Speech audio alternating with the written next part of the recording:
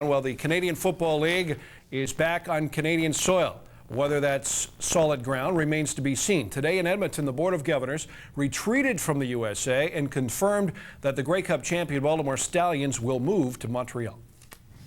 We're excited that our game will be played once again in Olympic Stadium. We're happy that Montreal will have a quality team and a quality organization led by Jim Spiros and Michael Gelfand.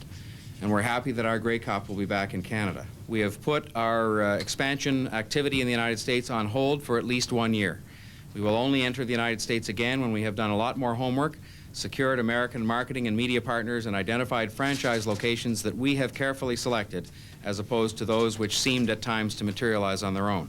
I think this right now, from the day I've walked in the last 2 years, this has been one of the most important decisions the league has made to get back into Montreal, and I'm very fortunate to be part of it. I think for me, this is probably my happiest day right now, to know that I have a long-term viability to be in Montreal and to be hopefully a leader in the CFL with our franchise. So the CFL will have a 9-team setup. Winnipeg, as we mentioned, will likely return to the West. The Canadian content quota, though, remains a sticky issue. League officials said they would meet with the Players Association before announcing how many Canadians the transplanted Stallions must have on their roster. Now, they're in Canada now, at least for the time being, at least until the next referendum. So they should have the same rules as the other Canadian clubs. It was June of 1987 when the once proud Montreal Alouettes folded.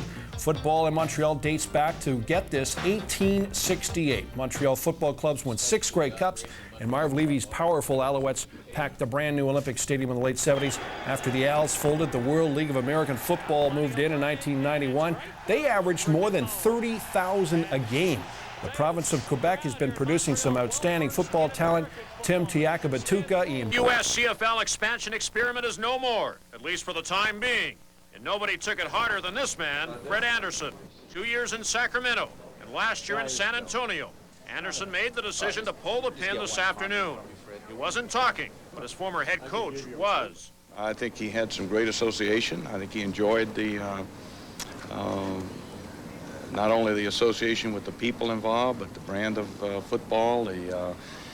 He just enjoyed it. And I really feel that many of the governors, most if not all, enjoyed having Fred around too. It was quite emotional when he made his announcement to us. You know, the irony of all this is that these people do become part of you because you go through so much with them. And, you know, like I say, Fred, ever since he's been in the league, has been well respected, well liked, and to him, I think it was a tremendous loss and tremendously disappointing. Now, all players under contract to the folded American teams will be subject to a dispersal draft sometime between now and April. Now, some of those players may end up in Montreal, because that was the other piece of news today.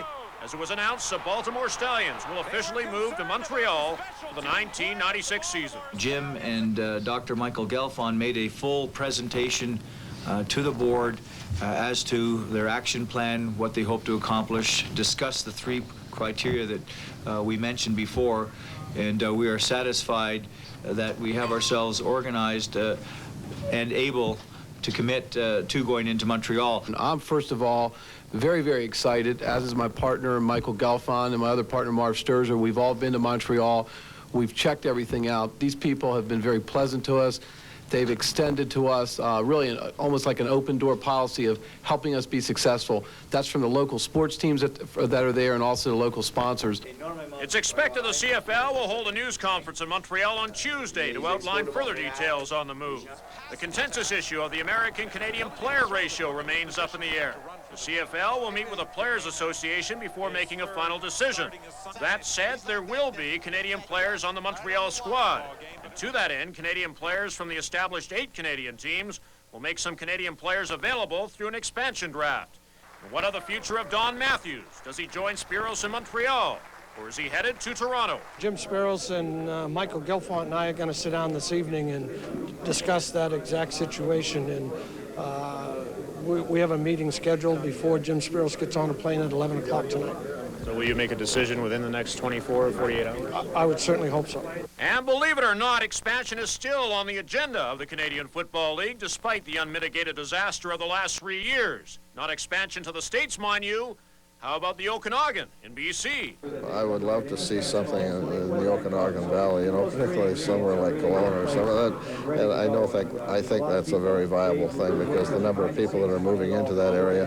The other is, you know, you have to look where stadiums are. You know, we're not going to build the stadiums.